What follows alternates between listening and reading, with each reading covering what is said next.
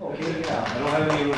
Focus, okay, focus. Okay, the next speaker is David Stephenson. He's going to talk to us about looking for an asteroid called Moosehead. I don't know, a bottle of beer is about all I can think of. Anyway, we'll let David introduce himself in terms of telling you about himself and we'll come on. Okay, they have a microphone here. I don't normally use microphones. If anybody complains, I will use it, but I think you can hear me in this small room. My name's David Stephenson. I've done all sorts of odds and ends. Upper atmosphere research, worked on a deep space probe. Currently, I get a paycheck from the Geological Survey of Canada. This has nothing whatever to do with my day job. Well, 25 years since we went on the moon. So I thought I'd give a historical talk. Okay, it's over 200 years. In 1793, Alexander Mackenzie. Okay, I've got a very limited range of movement. Okay. In 1793, Sir Alexander Mackenzie very proudly inscribed his name on a rock of what is now Bellacoola, British Columbia, marking the end of the first overland transcontinental crossing of North America. He was, of course, a partner in the Northwest Company of Traders from Montreal, and this, however, was not his first expedition, and ironically, possibly his most important discovery took place in his, what he regarded as unsuccessful first expedition. As he returned from the Arctic coast, very despondent that he had not found a way through the Pacific in 1789, his meticulous log noted strange waxy deposits on the bank of the river, a great river that now bears his name. Now, 1793 was a revolutionary period. Man had soared to the heavens under a balloon less than a decade or so earlier. The French Revolution had begun and was now sinking into the terror, and in the words of the British Prime Minister of the day, rolling up the map of Europe for 25 years. Across the Channel in England, Messrs. Bolton and Watt were beginning to mass produce the steam engines that were going to cause a global industrial revolution. Much of the world was still unexplored and its resources untapped. And as the voyageurs of the Hudson's Bay Company, newly amalgamated with the Northwest Traders, found out across the prairies and the Oregon Territory in the first decades of the 19th century, the poet Tennyson was to write, "As we surpass our fathers' skill, our sons will shame our own. 1,000 things lie hidden still, and not 100 known." I think Mackenzie would not have been too surprised to discover that 200 years hence, these strange waxy deposits, is there any way of focusing that? Getting a little better. Be moved in, maybe manual focus. Okay, we may have a problem with focus. Okay, strange waxy deposits were now helping at Norman Wells, Northwest Territory, an oil field of course, were now helping to power a continent-wide industrial economy powered by fossil fuels, in fact, a global economy. Well, we seem to have lost that spirit, Mackenzie spirit somehow. There are a lot of us amongst us who would argue that looking for the resources that might power an industrial civilization of 200 hence is not only a little misguided, it's downright pernicious. They would agree with Malthus that we are to be overwhelmed by our sheer numbers and our limits on resources. Now, how do we get into that sort of attitude? Well, I'm going to look at the start with the 1960s. In the 1960s, we first saw the Earth from space. This is a shot from Apollo 11. This had a profound impact on our thinking. Still would have related. For the first time, we saw the Earth as an entity. And that we lived, our human beings lived in a thin shell between a rock and a hard vacuum. It looked terribly formidable. At the same time, the first general-purpose computers were becoming available in the major research institutes around the world, And for the first time, researchers were able to construct dynamic models of dynamic systems.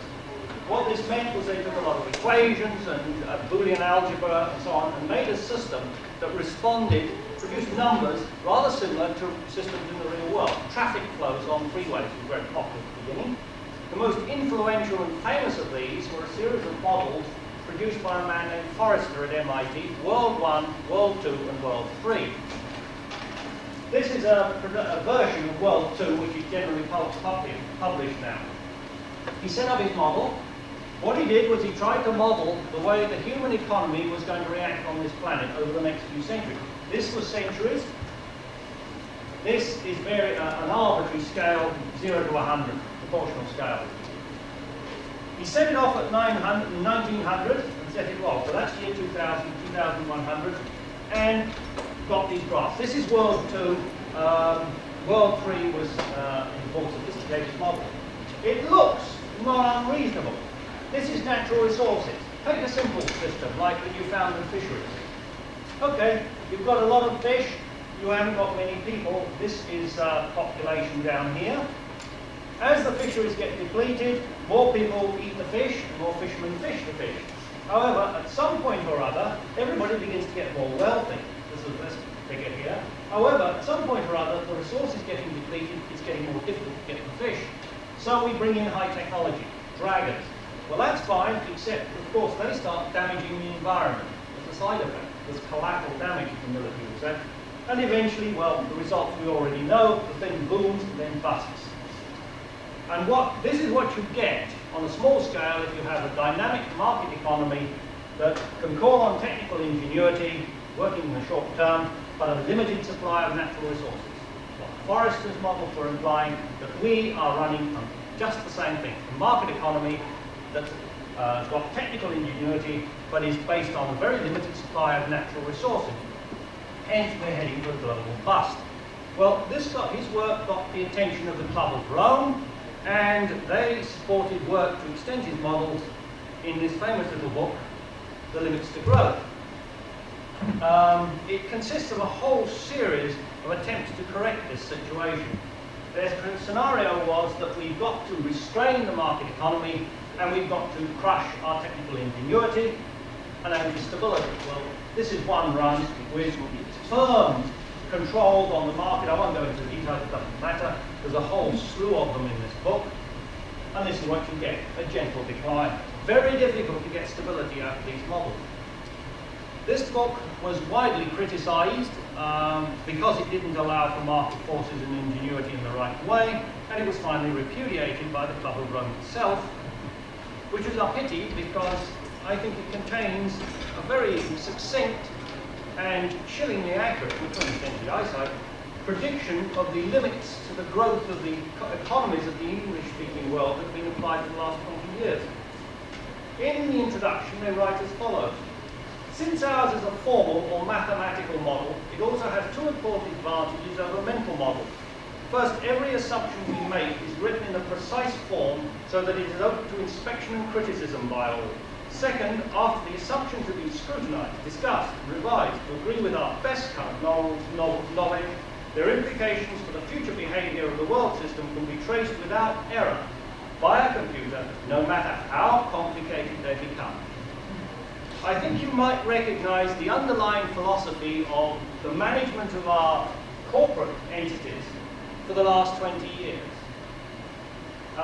We became a race, a culture of people collecting statistics, making proposals, making plans, which were then checked, rechecked, open to scrutiny by all, recompiled, checked against our best current knowledge, before finally we would then put them into a computer or an organization set up like a computer, like an IBM 360 with a central processing unit of administrators who handled numbers and statistics and plans, and gave orders out to peripherals on the fringes that would be switched on and off to deal with the reality of the real world as required, and the results would be without error, without surprises.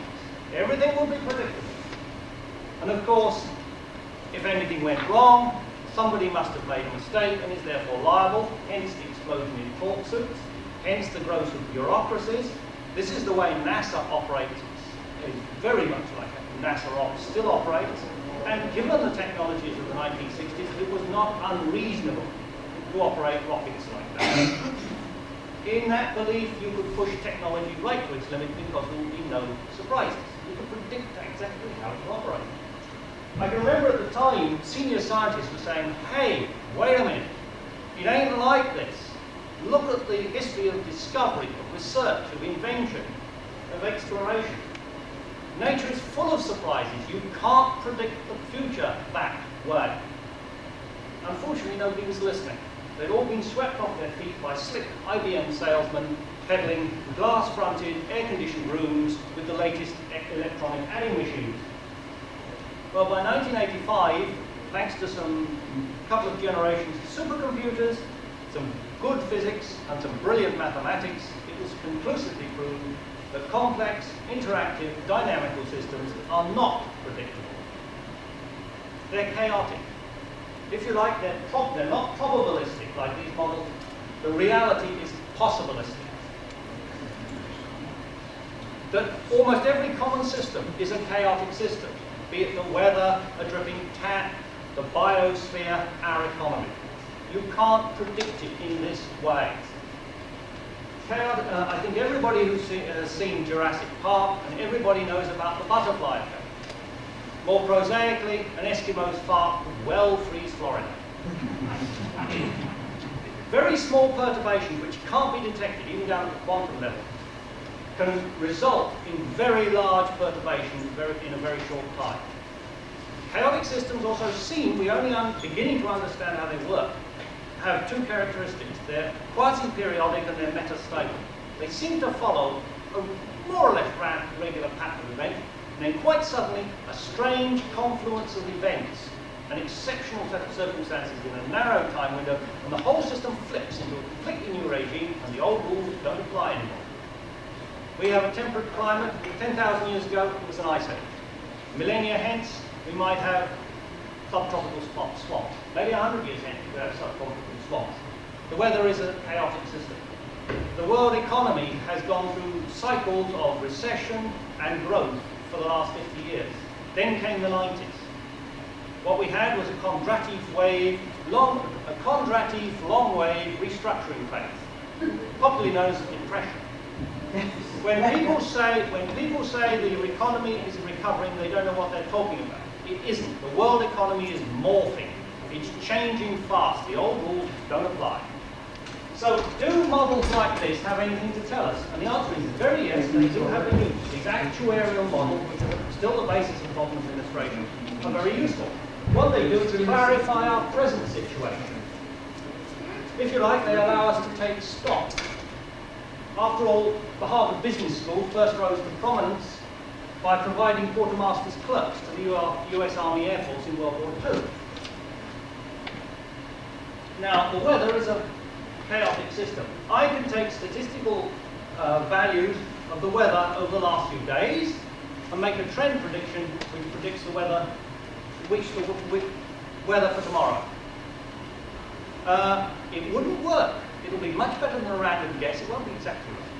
It wouldn't work for the weather next week, and it's certainly impossible. No matter how many computers I have, that I will ever be able to predict the weather that way a month hence. It's not in the nature of things for that to happen. Unfortunately, you can see why our business is so short-term. They don't have the tools to deal with the long and medium term. The mental models that were dismissed by the limits to growth are, in fact, our highly evolved native skills. After 4 billion years of evolution on this chaotic planet with a chaotic biosphere, we rule it. Our intelligence, our play, our creativity, our desire to discover and explore, talent, skill, genius, our social structures, civilization, body politic, religious faiths, scholarship, academia. They're all ways we have evolved. They've all developed in response to a chaotic universe that provides endless possibilities. Now I'm going to suggest one possibility, an excellent possibility. That means to achieve it, we're going to have to excel. Extraordinary people are going to have to provoke the unpredictable. They're going to have to take risks. They're going to have to learn from failure, because look at the Hubble Space Telescope. That's a simple dynamic system. That's the only way you ever successfully voyage on the chaotic, pardon me, chaotic rapids of experience. Okay. In 1985, the United Nations got into the act and decided to examine our situation on the planet. They spent a whole lot of bureaucrats and politicians around the world at taxpayers' expense, and then published this famous document, Our Common Future, the report of the Brundtland Commission. A lovely piece of bedside reading, half a chapter of that and your brain's bludgeoned into somnolence, but I've had to read it. But its conclusions are essentially the same as the Forrester model, but its prescription is the exact opposite. We can't ditch the market economy. We must now use our ingenuity to decouple it from our supply of natural resources. Sustainable development. Well, we're pointed in the right direction. Our cars are more efficient, our refrigerators are more efficient, but there's more people wanting cars and refrigerators, so we're back to square one. The information highway will cost billions to build. People will pay tens of billions of dollars for the information to carry, and yet, bits of knowledge that we swept along like lost nickels in a sewer are going to be worth hundreds of billions of dollars for future generations. Okay, what are we going to do? The point is, we have an expanding economy that needs energy. Now, I've heard this so many times, I don't want to waste too much time on this. But the Earth has got a huge energy appetite. China and India are going to industrialize. They're going to use their cheap supplies of coal. If they don't have any other alternative, what are we going to do about it? Well, this is one suggestion. If we tried solar power on Earth, just to double our present energy requirements, we'd have to wrap the equator in an unbroken band of solar cells 15 kilometers wide. This is Peter Glazer's Baseline's power satellite, of course. You get your power from space. Beam it down to Earth by microwaves, turn it into busbar power.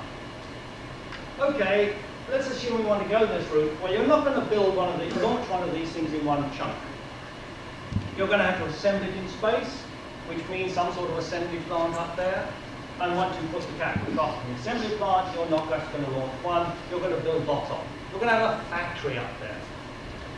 Okay, if you're going to have a factory up there, it does seem a little dumb to beam power down to Earth and have a third of it go to run our industrial plants. That's what 1/3 of our energy goes to.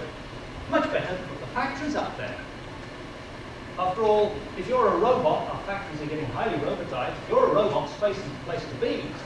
There's no oxygen to rust you. There's no gravity, so things move around easier. You've got plenty of solar power, and you're 2/3 the way to the biggest pollution sink in creation, namely interstellar space. So let's put the factories up there. Well, if we do that, we have a problem. The Earth is at the bottom of a very big gravity well. This is just drawing the gravitational potential of various planets. The Earth is at the bottom of a big gravity well. We have our space station, or somewhere up on the geostationary orbit, somewhere up here. And we've got to take materials from the Earth, catapult them up to our factories, and then bring them back down again. Don't want to do that, do we? What we want to do is find the resources up here to bring down to the Earth.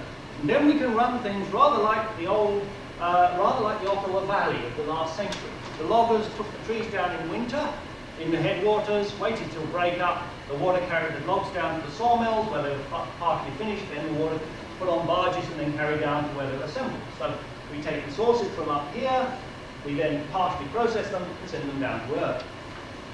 That's a big jump, but think of this.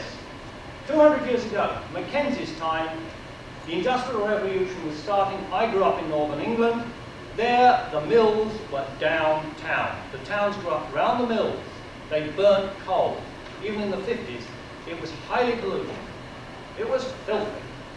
We wouldn't dream of doing that now. We make sure our polluting factories are a long way away, like Mexico or Brazil, preferably.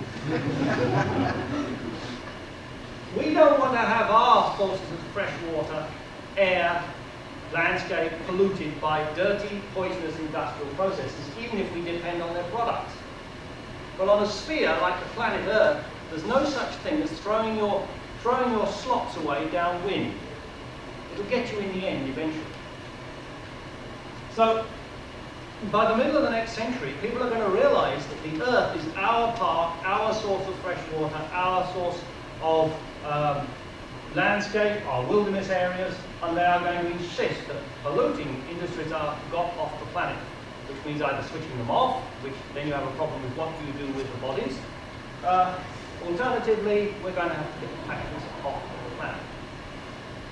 And that depends on finding resources to feed them. And if you do this, this is stretching the Forrester model far past breaking point. This happens to be a run that was done. We took the Forrester model, put in massive recycling, then pollution-free energy source, which might be coming from solar power satellite, then put in space resources, and the thing takes off. That is stretching the model far beyond breaking point, but it's a potential. It's a conception. Okay, that's what we're aiming for. Well, we've got to find some sort of, oh, yes, before I go any further, I want to get rid of one image that might be in your mind. This one. I know people won't like it. It's the space colony. Very popular in the 1970s. Cute. Looks like Southern California without the snow and slugs. Sorry, forget it. Space colonies, I don't think, are started. The British had to set up colonies in, say, Australia in the 18th century because the journey time to Australia was 9 months. What they wanted there was a few shipwrights to repair the British India fleet. To keep them fed water, they had to set up a rather reluctant colony. So, rather than this image, think of this. An oil rig. This is an oil rig in the Beaufort Sea, Canadian Arctic. It's a group of probably 200 professionals, and that includes chefs, plumbers, cooks, union holders. They're professionals as well. They've had safety training. They're up there. The wilderness is not mocked by being an amateur by amateurs. It'll kill you. You make a mistake in this environment, you're dead. You're free to buckle. So there's no place for people who are untrained. So you can't have spouses and children up there. It's expensive and it's dangerous. They live safely down in Edmonton or Calgary. It's possible to work this sort of system because the journey time from south to north is 2 or 3 days. You can cycle people on a 2-month cycle. That's how I think the space colonies, the space activities are going to develop in the next century. They're going to be space oil rigs, if you like, space bases. And that means it's going to be on the moon or maybe cislunar space, maybe a little bit further. Forget Mars, except for maybe Apollo-like exploration, short-stay missions and robots. I don't think we're going to be colonizing Mars until we can get to Mars within a week. It's going to work that way. Okay, so that's our space economy. So what are we going to find if we get on the moon? We're looking for resources. Well, a lot of other speakers have told me what's on the moon. It's full of oxygen, silicon, medium weight metals. Unfortunately, no volatiles, or a very small supply of volatiles. Carbon, hydrogen, nitrogen. We need those for like sport, rocket fuel, plastics, and so on. We need lots of them. They tend to get lost in industrial processes. Now, there are small amounts of irregulars from the solar wind, but it is a very light source. There might be stuff at the lunar pole. We're all hoping that Clementine or some other later mission will confirm it, but, you know, keep our fingers crossed. There's certainly ice at the poles of Mercury. So where else are we going to look? Well, the obvious place to look are the Earth-approaching asteroids. They're our nearest neighbours in space. Most of the asteroids are out between Mars and Jupiter, but because of collisions and perturbations, bits of these, smaller members of these, rain down towards the inner solar system and come close to the Sun. Some of them have orbits that cross the orbit of the Earth, and being our closest neighbours, and some of them being quite friendly, they drop in for an unexpected visit time. So I think it's a good idea. Oh, I should say, everybody seems to be selling their own pet space artist. This guy is named Larry Stewart, who lives in Ottawa. He did a cartoon for me free in a hurry, so I have to mention it. Anyway, I think it's a good idea. It just proves to know your near neighbours, since they could crash their house up a bit if they dropped in without an invite. And also, some of them, oh, I can run the wrong way. Never mind. This is a photograph of Halley's Comet taken from the Giotto space probe. This is Halley's Comet. This little, if you can see it, the lights are a bit high. I don't even drop the lights at all. Anyway, it's a little comma-shaped piece in there. It's Halley's Comet. We now know comets are dirty snowballs left over from the formation of the solar system. And some of them, because of gravitational perturbations, occasionally come into orbits that take them close to the centre of the Sun. The Sun heats them up. The gases, methane, water, carbon dioxide, of which they're composed, boil off, dragging a lot of silica dusts with them, so giving the tail. This is the comet. These are the tails, the photo tail of Halley's Comet. And after a few thousand years, these sun-approaching comets burn out. You get a thick layer of the heavier dusts and ice, and also the primitive gases like ammonia and methane in them get acted on by the solar rays, and they make a sort of tar, a sort of gooey mess. And you get a thick layer and things switches off. It's just got this layer of goo over well, like a roadside snowbank in a late spring. You've got this layer of crud and goo and some ice in the middle. And they end up in an orbit. Many of them are orbits come close to the Earth. And they may be a source of exactly what we want. Volatiles, hydrocarbons, and so on. Just out there waiting for the gas. So we've got to go find them. Now, anybody who knows anything about geological surveying knows that you've got to find out what's out there before you can go and mine it. And for that, you need small teams of professionals to go out into the wilderness, and there we have a problem. We have to pay these guys. And of course, the usual place is to go to governments. Governments are strapped for cash, and they tend to like things that are high profile, instant and sexy. Well, it's always small teams, that's low profile, it's miles from anywhere, and as for sexy, you're not going to sell that. So we have to turn to the commercial sector. Well, the time scale, as I said earlier, the administration of business isn't sort of tuned to the longer term these days. However, government, commercial operations do put money into all sorts of things, and at the same time I'm giving this talk, there is a talk going on about a commercial lunar lander. They're going to sell space on it. So perhaps in a few years' time we're going to see something like this on the moon. Okay, I name this crater Wonderbra. I don't think it would stick. The naming of things on the moon is in the hands of the IAU, a very unworldly scientific union. And you've got to do something very nice for science and you're dead before you get your name on a lunar crater. The comets, of course, are named after their discoverers. So no hope there. But asteroids are still, within certain rules of decorum, named by the discoverer. So there is an asteroid named after a gardener at the Dominion Astrophysical Observatory out in Victoria. Various friends of mine, there's one named after a secretary of the British Interplanetary Society, and they're all well and truly in health, alive, very healthy. So, okay. Have you looked at the map of northern Canada? Look up there, most of the names are pretty obvious. Victoria, Queen Victoria. Queen's River is down here. Banks is an explorer. Prince of Wales Island, another explorer, Baffin. In the middle we have Boothia Peninsula. Booth's London Dry Gin. Sheriff Felix Booth sponsored the Ross expedition on the condition they name something not too prominent after him. Further north we have the Rignays Islands. They're a pair of wealthy Scandinavian brothers who sponsored the Sverdrup expedition. They were in the brewing business. With these magnificent precedents of cost recovery from the private sector in mind, I will now address the problem of how Canada could go looking for an asteroid called Moosehead in space. Well, looking for an asteroid is a bit like looking for any other mineral body in the wilderness. First of all, you've got to get a map. You've got to find out what's out there. And to find out what asteroids are out there, you have to use a wide-angle camera. This is actually the camera that found Shoemaker Levy, and a very charming lady who's first name discoverer at the bottom. This is the 48-inch Schmidt, 48 centimeter Schmidt at Mount Palomar. And what you do is you aim this away from the sun, and you take a medium exposure plate while the thing tracks across the sky. And if there's an asteroid out there, you get something like that. on the plate. The asteroids have a proper motion against the stars, and you can see it. Now, finding these things means looking down microscopes, a stereoscopic microscope, with hundreds of plates and going slowly nuts. One has to admire the tenacity of the Schumacher.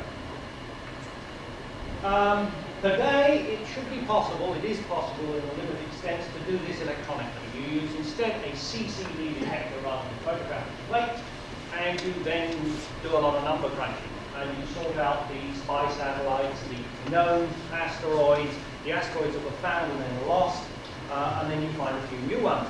But if you found a new one, because these things are moving past the Earth very quickly, you've got about 3 weeks to get some more information about it. So you've got to get a very accurate orbit, and then you go to the heavy artillery of astronomy. Now, what you want is to get a spectrum. I mean, it's exactly like taking a Landsat photograph of an potential ore body. You get the picture in various, you get the surface, colours, if you like, of this thing over a very wide spectral range, and then you can insert things about the mineral. And that's actually how asteroids are classified, by their reflection spectrum. There's a whole zoo of types. They basically come in 3 varieties. Stony, roughly 1/3, mainly stony, more stone. Stone, metallic, they have quite a bit of nickel iron alloy in them from the cores of the parent body, and the burned out remains of carbonation. Okay, so you wheel up the heavy artillery. This is the 1.8 meter telescope run by the University of Calgary, just outside Calgary. It's the Rossby Observatory. It's actually an infrared telescope. It does not look invisible. It can, but not very well. And its detector actually has to be cooled by liquid nitrogen. It's a CCD detector. And what you're looking for, if you're lucky, is something that looks like this. Now this actually is a... could I have the lights up a bit for a minute? Just for a couple of minutes. Thanks. What you've got here actually is a couple of spectra. The dotted one is from space. It's not an asteroid in this case. It's actually dark side of the Aptas, one of the moons of Saturn, has a dark side, and they give the spectrum in Hawaii, actually. The other, as I say, this is a very suggestive plate, and I won't go any further suggestive. The other is a laboratory spectrum. This is how you identify asteroids. A laboratory spectrum of a sample. Normally, you can compare these things with a sample of meteorites that fall from the Earth. It seems fairly straightforward. If you compare, you've got a piece of the original asteroid, hopefully. Well, it isn't. This is actually a sample that has been taken from Canada's secret, small-scale, pilot space mining project, cunningly disguised as the Syncrude synthetic oil plant in Fort McMurray, Alberta. To give you some idea of the scale, the teeth you can just see there on the bucket are about this high. This thing has an output these days of 250,000 barrels of oil a day. It's big. It's also a place where mining engineers go to purge their sins before they're dead. In the middle of winter, a nice brisk 40 below, which incidentally is about the temperature of the interior of a comet, these things glow dull red from friction. It took Crook 15 years to fulfill their warranty to get teeth that would last 90 days in that muck. If you want to know about solid frozen crud, you talk to this guy. This is a sample. This is my instant comet. Just add water and freeze. You want to know about comets? Okay, so we then find a likely comet. The next thing to do, of course, if you were on Earth, is to get a twin otter, fill it full of instruments, and do a quick low flyby at trouser ground altitudes, and to get a lot of magnetic and other remote sensing data. Space, it's the same. And as an example of the sort of probe we might use, I've chosen the Viking satellite. I could have chosen Clementine. I chose the Viking partly because it carried a very successful Canadian ultraviolet camera to study the aurora. This was actually a satellite, it's not an interplanetary probe. And secondly, as you can see, here is the satellite, here they're testing it. It's a funny shape, it's pancake shape. The reason is it's not really a satellite at all. It's the interstate ring between a communication satellite and the top of an Ariane rocket. Arianespace will sell you that ring with its limitations, and you can build a satellite around it and get a cheap secondary launch. Canada's broke, we didn't buy, for good reason, we never built our own launcher. This is the sort of way you get a cheap launch. You have to be within very strict limits of what the satellite is going to be, the major satellite, primary satellite requires, but this is how to get a cheap launch. Put an ion thruster on one of these things and you can send it off to the near-Earth asteroid or the moon. Here's a nice NASA picture of such a probe going past the moon, past an asteroid, maybe Clementine, and you see a problem immediately. We can now build very lightweight, very small sensors, like the cameras on Clementine, which get enormous amounts of data. We can build solid-state memory which will store that enormous amount of data. But it's very little use until it gets back to Earth. Look at Galileo. And to do that, you need a large bandwidth radio channel. And to do that, you need a good signal strength. And therefore you need a large dish on your spacecraft, but you've got a small spacecraft. So you've got a problem here. You can't really put a big dish, and if you want to make it fold out too much, you get into the problem that Galileo's got. You get stuck. So now at the moment, spacecraft transmit in a waveband, a microwave band, which has a wavelength of about 4 centimeters. The smaller the waveband, the smaller the dish for the same beam width. And we've now got the solid-state electronics to use the next deep space band, which is the Ka band, which is about 1 centimeter wavelength. So this means you can, well, you're seeing them soon, Death Star, TV antennas type thing, that works in a 2 centimeter band. These little 24 centimeter dishes, you can pop one of those on a small spacecraft and you could get a very high data rate across nicely. Only snag is, you've got to have a dish on the ground to pick it up. And there aren't many large dishes around that you could do that could pick them up. The present deep space network is actually overloaded, badly overloaded as it is, and it doesn't have the dishes for these frequencies. And you don't find large dishes like that lying around in the woods. Unless, of course, you look in the right woods. About 200 kilometers west of Ottawa, 5 hours drive from here, you'll find this, the grand old lady of Algonquin, declared surplus to requirements by the NRC astronomy group in 1986. It still survives. It's run by one of the sponsors of this conference, the Institute of Space and Terrestrial Sciences. It's a 46-meter dish, 150 foot, and the inner part is 120 feet across. And that, oh, by the way, the top section weighs just under 1,000 tons. The moving section weighs just under. It's built very, very sturdily, and because it's so rigid, it's got a steel plate. That's a 1/4-inch steel plate there, and it's sufficiently accurate that you can actually receive Ka band 1 centimeter waveband on it with about 35 to 40% efficiency. And it's sitting there. It's running on a very, very frayed shoestring and still just about surviving doing geophysical work. Okay, let's assume we have now done a low pass. We've got a couple of likely asteroids we want to have a really good look at. The next thing is to send in some penetrators. The Japanese will be sending penetrators like this into the moon in a couple of years' time. What you do is you release these from a mother spacecraft. The tail sticks on the surface. This part separates in what's called terraplanes. It penetrates into the ground. It's like a drill team on the Earth. Penetrates into the ground. As it does so, it takes a slice through the asteroid and then fixes itself. You've got 3 of them. You've got a seismometer. You've got 3, and so you get a triangle of seismometers, and then you drop a couple of grenades on the surface of the asteroid, and you get, just like those picture of the guys doing the shot blasting we saw, you can find out how the interior of the structure of the asteroid is set up. Okay, well, I hope one day will come the time when people will go out to the moon.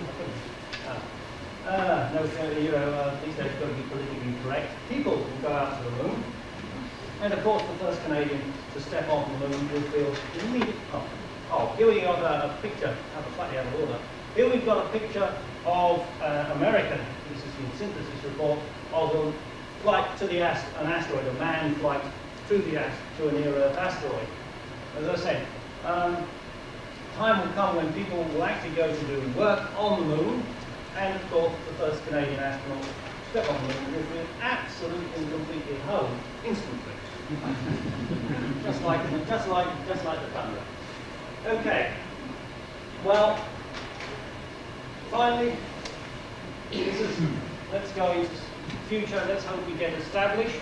Now, I don't know quite what sort of activity will develop on the moon to supply the energy needs of the future Earth. I am quite convinced that it will be based. There will be a very important part for the infrastructure that's laid down. It might be helium-free, it might be lunar power satellites, that's large solar collectors on the moon, it might be solar power satellites which would have to be built from lunar and material, probably supported by materials coming from the asteroids to support the activities on the moon. So this is, once again, from the synthesis report, picture of what they think a lunar base will be like. This device is a rail gun, which is, or not a rail gun, a coil gun, electromagnetic mass driver, if you like, firing particles of prepared lunar material out to the space factory, out in orbit, where these will be processed and then turned into spare parts, if you like, to be sent down to the Earth for assembly. Well, I've taken you a long way in a long time. And I'm getting tangled up. Too much. Okay. I've taken you a long way in a long time. And we've got a lot of work to do. Now, what it comes all boiled down to, in short, to summarize this lecture, because I'm coming to the end of my time, it's very simple. Oh, yeah. Now, I've taken a long way. Just think what I went back started with, which was the Forrester model. This is 1969 thinking.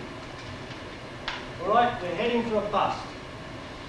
We put in conservation and efficiency and using recycling on the Earth.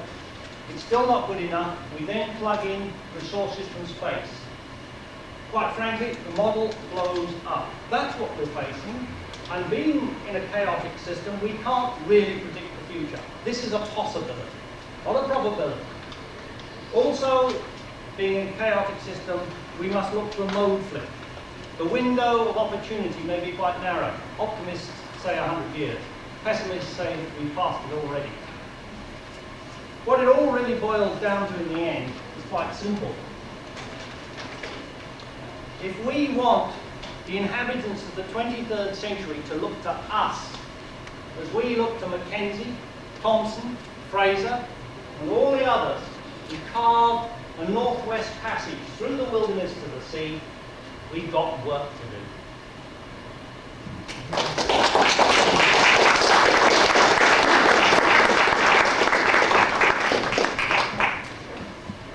I'm bang on my 50 minutes, so I think I've got 2 minutes while Higgins sets up, so would you like to address the possibility of capturing these asteroids? I didn't go into, at this stage, I didn't want to go into actually capturing them or how we manufacture them, use them. At the first stage, I think we would be going out there and taking a chunk off them and bringing it back, what we required back. In the long term, we might capture them. The energy requirements are fairly severe. It's the sort of thing you can do gently for about 10, if you take about 10 or 20 years to do. So you've got to look at a long time span. It means being able to set up a base or a robot system that's reliable for a long period. It's doable. I don't know whether anybody would actually do it that way. This is the point. It's too far into the future to make any really accurate projection. The point is we're never going to do that, or unless we find out what's out there first, which is what this is all about. Are you familiar with the work John Lewis at the University of Arizona? Oh yes, very well. And they have their own search Oh, I program. know, SkySearch. Yeah, this lecture I started giving in the late 80s when they were moving forward, and I was trying to persuade people to get on, do our own thing, because certainly out in Western Canada, there are all the bits for a rather nice asteroid search. And at the moment, it's estimated that 1,000 or 2,000 near Earth-approaching asteroids, and at the moment they're finding them about 10 a year. And so, you know, there's room for, not competition, but there's room for others to join in, and the cost of the research program is fairly low since much of the equipment's already there, and in Canada, underused and underfunded. You know, so, you know, one thing's going in hopes, yeah, I'm fully aware of them. Do you have the capabilities of preventing the asteroid gravity? Yes, we do. If we once again, we're back into this. How much warning have you got? If we found one and you know, it's coming straight at us now, bullseye, forget it. If on the other hand we have a good ephemeris of the asteroid and we work out that in 20 years' time it's going to go around the sun a few times, it will then impact the asteroid. Yes, we've not only got time to put our act together, and I'm sure it will be put together remarkably quick. You know, I mean, those old inertias will be out and polished and painted up. You know, no time flat. You know. But also, you don't have to move it very much. Now, this thing is many thousands of tons. You'd have to use nuclear explosives to move it, but you wouldn't have to move it much because it's all cumulative. So a few centimeters per second will all be required. It could be done, but you'd need about 25 years warning to do it. What You know, would laser do to it? Nothing very much. It's No. so thick. Yeah. It's you're moving far too little masses. You know, you've got to be pretty brutal about it. The other alternative would you actually put a mass driver, like I showed on the previous slide, on there, actually install it, and it would fire bits of mass off the asteroid, and it would deflect it slowly. You can get Washington for us? After I did Maybe we'll get some money. when I'm on holiday. Yeah.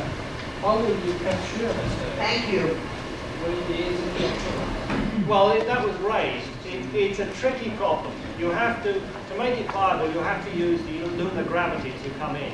First you have to go out there and put some sort of propulsion system on it, which is not beyond the bounds of technology and possibility, but I mean, we haven't got it at the moment. It means some sort of probably solar power collection system or a nuclear generator and a mass driver. You actually process the asteroid itself, take up propellants and use it. You know, and you then move it into an orbit where it will pass by the moon. And the moon's gravity provides, you know, about 1 kilometer of slowing down for you. And it would go into a rather wide orbit, somewhere between the Earth and the moon, which you could then work on. It is possible. It's not beyond, you know, it's not out, the numbers aren't outrageous. They're big, but they're not outrageous, so it could be done. But tricky.